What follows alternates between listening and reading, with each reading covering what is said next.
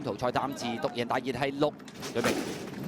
好，你一起步嘅時候啊，準確稍為慢啲啊，橙衫咧縮咗喺後邊嗰隻全神貫注喎。前面快嘅馬有前鋒啊，黃衫就係嗰隻連心星啊，響出邊南區旺走咗上去啊。第4位有紫色眼罩就加州代表啊，內欄第5仲有威力飛彈啊。咁啊後邊馬灰馬第6位至旺財內欄呢，紅白環間衫係準確啊。後啲嘅馬黑衫大約尾5到啦，咁啊有呢隻焦點啊。後邊4隻萬事靚內欄尾3可愛新星啊，尾二響外邊啊電路10號啊，暫時電後係全神貫注嚟㗎。好啦，咁啊轉緊彎差唔多入直路添啦，前面放嘅馬呢係前鋒嚟嘅，跟住喺第2位就係連心星啊，第3位嘅馬有南區旺啦，第4位入邊威力飛彈，第5位紫色眼罩中檔加州代表啊，拱出去嘅馬有灰馬至旺財咧，焦點啦，最出係電路10號同埋全神貫注啊，偷入邊嘅馬呢仲有威力飛彈㗎，最後200零米啦，前鋒仲有優勢喎，擠嚟咗半個身位嘅黃衫中檔追佢有連心星，中間紅帽南區旺，中外檔位置有至旺財，最出係全神貫注啊，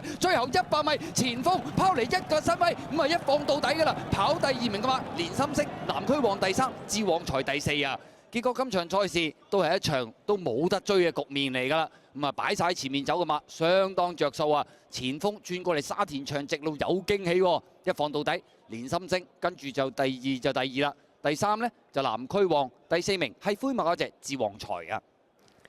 近期密密咁跑呢匹前鋒，咁啊終於都贏翻場啦嚇！一方二會有評論，